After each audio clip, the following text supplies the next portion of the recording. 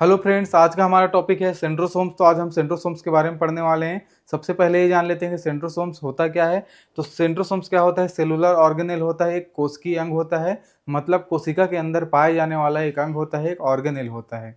अब देख लेते हैं जो सेंट्रोसोम्स है वो किससे मिलकर बना रहता है। तो centrosomes made of two centrioles. जब दो सेंट्रियोल्स आपस में लिंक्ड होते हैं, आपस में जुड़ते हैं, आपस में मिलते हैं, तो सेंट्रोसोम्स का निर्माण होता है, सेंट्रोसोम्स बनते हैं।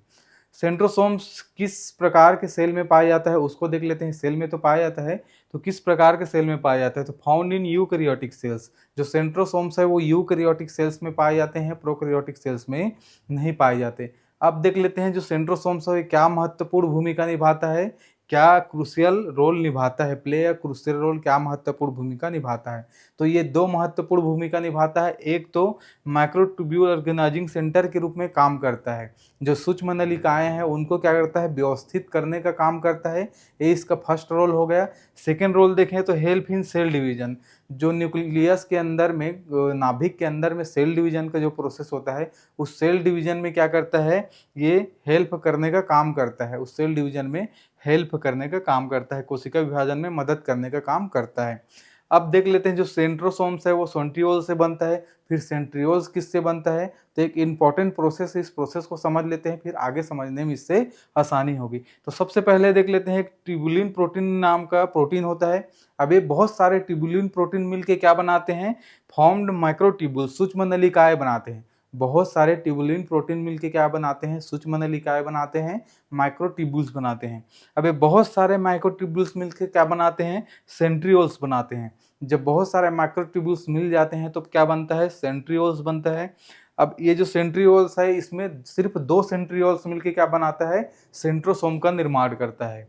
ठीक है, जब दो सेंट्रियोल्स मिलते हैं तब क्या होता है? सेंट्रोसोम्स का निर्माण होता है। तो इस प्रकार से क्या होता है? ट्यूबुलिन से माइक्रोट्यूब्यूल, माइक्रोट्यूब्यूल से फिर सेंट्रियोल, सेंट्रियोल से फिर सेंट्रोसोम्स का क्या होता है? निर्माण होता है। अब देख लेते हैं सेंट्रोसोम्स के स्ट्रक्चर के बारे में, संरचना के बारे में। तो सेंट्रोसोम्स का फर्स्ट स्ट्रक्चर है सेंट्रियोल्स। अब सेंट्रियोल्स क्या है? साइलेंड्रिकल स्ट्रक्चर होते हैं, बेलनाकार संरचनाएं होती है। अब इन्हीं बेलनाकार संरचनाओं को क्या बोलते हैं? सेंट्रियोल्स कहा जाता है, सेंट्रियोल्स कहते हैं। जब दो सेंट्रियोल्स आपस में लिंक्ड होते हैं, जुड़ते हैं या मिलते हैं, तब क्या होता है? सेंट्रोसोम्स का निर्माण होता है, सेंट्रोसोम्स बनते हैं। मतलब दो सेंट्रियोल्स मिलके एक सेंट्रोसोम्स का निर्माण करते हैं। अब इसमें देखें, इसमें तो जो फर्स्ट सेंट्रियोल्स होता है वो मदर सेंट्रियोल्स होता है। मदर सेंट्रियोल्स ही क्या करता है? डॉटर सेंट्रियोल्स का फॉर्मेशन करता है, डॉटर सेंट्रियोल्स बनाता है। अब जब डॉटर सेंट्रियोल्स बन जाता है तो फिर क्या होता है? जो मदर सेंट्रियोल्स है और डॉटर सेंट्रियोल्स है वो आपस में लिंक्ड हो जाते हैं, जुड़ जाते हैं। अब जुड़ कर क्या बनाते हैं? फिर सेंट्रोसोम्स का निर्माण करते हैं। तो इस प्रकार से दो सेंट्रियोल्स से एक सेंट्रोसोम्स का निर्माण होता है। तो ये सेंट्रोसोम्स का फर्स्ट स्ट्रक्चर हो गया, सेंट्रियोल्स। सेकेंड स्ट्रक्चर की बात करें तो सेंट्रोसोम्स में सेकेंड स्ट्रक्चर होता है पेरीसेंट्रियोरल मटेरियल। पेरीसेंट्रियोरल मटेरियल को शॉर्ट फॉर्म में पीसीएम बोलते हैं। अब ये क्या होता है उसको समझ लेते हैं। सराउंड द सेंट्रियोल्स, जो सेंट्रियोल्स है उसी के आसपास में क्या होता है? एक डेंस मटेरियल ऑफ प्रोटीन होता है, एक डेंस मैट्रिक्स ऑफ प्रोटीन होता है। प्रोटीन का घना मैट्रिक्स होता है। अब यही प्रोटीन का जो घना मैट्रिक्स होता है, इसी मैट्रिक्स को क्या बोलते हैं? पेरीसेंट्रियोलर मटेरियल बोलते हैं, शॉर्ट फॉर्म में पीसीएम बोलते हैं। अब ये जो पीसीएम है, पेरीसेंट्रियोलर मटेरियल है, इसका काम क्या होता है? इसका फर्स्ट काम होता है हेल्प टू ऑर्गेनाइज माइक्रोट्यूब्यूल्स। जो माइक्रोट्यूब्यूल्स होता है जिसको सूक्ष्म नलिकाएं बोलते हैं, तो सूक्ष्म नलिकाओं को क्या करते हैं? ऑर्गेनाइज करने का काम करता है, व्यवस्थित करने का काम करता है। ये फर्स्ट काम हो गया। सेकंड काम देखें तो सेकंड काम क्या है? Formation of microtubules. जो सूक्ष्म नलिकाएं हैं उनको बनाने का काम करता है, उनका फॉर्मेशन का काम करता है। तो इस प्रकार से क्या होता है? ये दोनों स्ट्रक्चर मिलके सेंट्रियोल्स और पेरीसेंट्रियोरल मटेरियल्स, ये दोनों मिल के क्या करते हैं?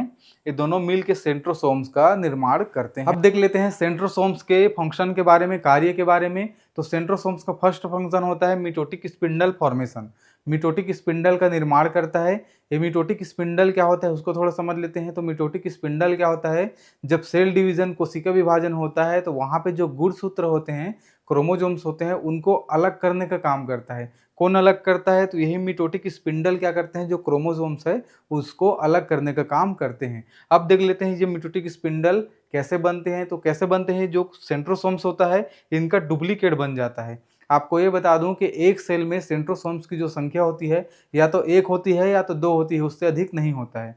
तो मान लीजिए एक सेंट्रोसोम्स है कोई सेल में, तो वो सेंट्रोसोम्स क्या करेगा, कोशिका विभाजन के दौरान सेंट्रोसोम्स का भी क्या हो जाएगा, डुप्लीकेट बन जाएगा, उसको भी क्या करेगा, अपना नकल बना लेगा, उसकी संरचना दोगुनी हो जाएगी। अब सेंट्रोसोम्स डुप्लीकेट बना लिया, डुप्लीकेट बनाने के बाद क्या करेगा, फॉर्म द मेटोटिक स्पिंडल, मेटोटिक स्पिंडल का फिर क्या करेगा, निर्माण करेगा। अब जैसे ही मेटोटिक स्पिंडल बन जाएगा सेल डिवीजन के दौरान, तो क्या होगा, वो जो क्रोमोसोम्स हैं उनको क्या करेगा, रिस्पॉन्सिबल फॉर सेपरेटिंग क्रोमोसोम्स, जो क्रोमोसोम्स गुणसूत्र होते हैं उनको अलग करने का काम करता है फिर। ठीक है, जैसे क्रोमोसोम्स हो गए तो क्रोमोसोम्स को क्या करेगा, मेटोटिक स्पिंडल अलग कर देगा, जैसे यहाँ पे अलग कर दिया। तो सेल डिवीजन के दौरान क्या होता है, जो मेटोटिक स्पिंडल है वो क्रोमोसोम्स को अलग करने का काम करता है। तो ये फर्स्ट काम हो गया सेंट्रोसोम्स का, मेटोटिक स्पिंडल बना के क्रोमोसोम्स को अलग करने का काम कर रहा है सेल डिवीजन के दौरान। ठीक है, अब सेकंड जो काम है इसी से लिंक्ड है, इसी से जुड़ा हुआ है, जिसका सेकंड फंक्शन है सेल साइकिल रेगुलेशन, कोशिका चक्र विनियम, मतलब कोशिका चक्र को चलाने का जो सेल साइकिल है उसको चलाने का भी काम कौन कर रहा है, सेंट्रोसोम्स के द्वारा हो रहा है। कैसे हो रहा है कि मिटोटिक स्पिंडल से क्या कर रहा है, ये क्रोमोसोम्स को अलग कर रहा है, तभी सेल में ग्रोथ हो पा रहे हैं, नए नए सेल बन रहे हैं।